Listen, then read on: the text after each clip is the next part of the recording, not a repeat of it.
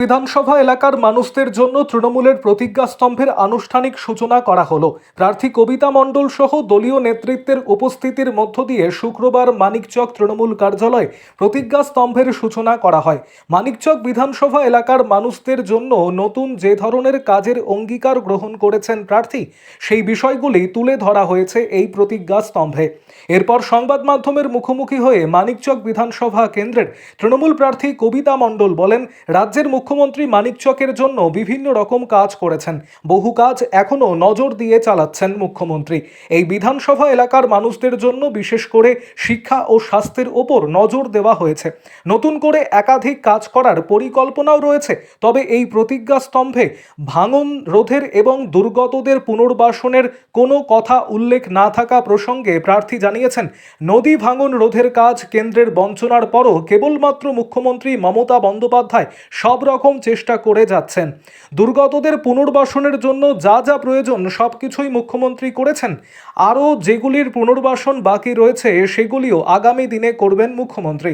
নতুন ধরনের যেগুলি পরিকল্পনা নেওয়া হয়েছে এই প্রতিজ্ঞা স্তম্ভে, সেটি কেবলমাত্র তুলে ধরা হয়েছে। আরও আপডেট থাকতে আমাদের ভিডিও শেয়ার ও ফেসবুক পেজটিকে লাইক করে ফলো করে দিন।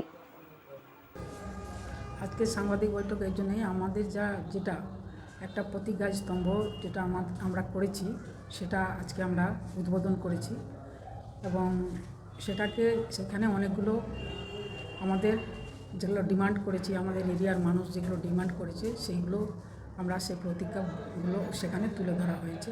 সেই প্রতিজ্ঞার একটা স্তম্ভ করা হয়েছে। সেই স্তম্ভ আমাদের মানুষের সামনে থাকবে, সব সাধারণ মানুষ সেটাকে দেখবে এবং ওনারা বুঝতে পারবেন যে আমাদের জন্য কি কি করা হচ্ছে। স্তম্ভে রয়েছে যেটা আমাদের মানিকচক কলেজে বিজ্ঞান বিভাগ নাই, সেটাকে আমরা চেয়েছি যাতে বিজ্ঞান বিভাগ হলে আমাদের এখানকার ছেলেমেয়েরা সেই সাবজেক্ট নিয়ে পড়াশোনা করতে পারবে, সেটা আমাদের কলেজে নাই। আমাদের ভূতনিতে আমাদের তো মানিকচকে একটা মাতৃমা এবং ভূতনিতেও মা এবং শিশুর জন্য একটা সুস্বাস্থ্যের ব্যবস্থা হোক। তারপরে আমাদের একটা ফায়ার স্টেশন যেটা দমকল, সেটা আমরা চাইছি এবং একটা আমাদের ইলেকট্রিক চুল্লি, সেই চুল্লি একটা আমি সাধারণভাবে সেই ইলেকট্রিক নাই, কিন্তু কিছুদিন আগে আমরা একটা করেছি। তো ইলেকট্রিকের ডিমান্ড আছে এখানকার এলাকার মানুষের, সেটা হবে। আরও বিভিন্ন রকম আছে, সেগুলোই তুলে ধরা হয়েছে। স্তম্ভগুলো ঘাট আছে। এই বিষয়গুলো আগে থেকেই এটা একটা সমস্যা এবং তার জন্য আমাদের প্রিয় মুখ্যমন্ত্রী মমতা বন্দ্যোপাধ্যায় কেন্দ্র সরকারের সমস্ত বঞ্চনা সত্ত্বেও মানুষের জন্য কাজ করেছেন এবং করে যাচ্ছেন। সেটা একটা কন্টিনিউয়াস প্রক্রিয়া। আর আমাদের প্রতিজ্ঞাটা হচ্ছে আমাদের নতুন যে কিছু আমাদের করবার, আমাদের প্রার্থীর যে ভাবনা, সেই নতুন ভাবনাটাকে সেই প্রতিজ্ঞার মধ্যে সংযোজন করা হয়েছে।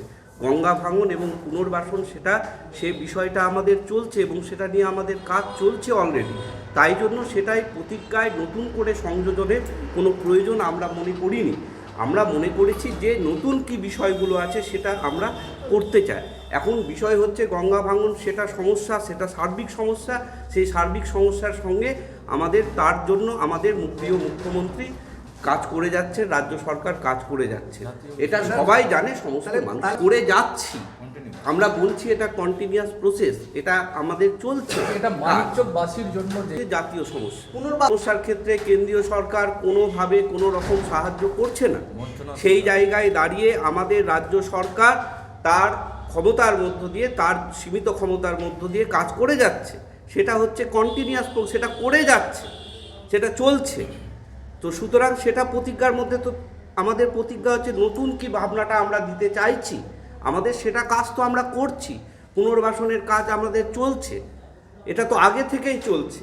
নতুন কি যেটা, সেটাই আমাদের প্রতিজ্ঞার মধ্যে দেওয়া হয়েছে। আমাদের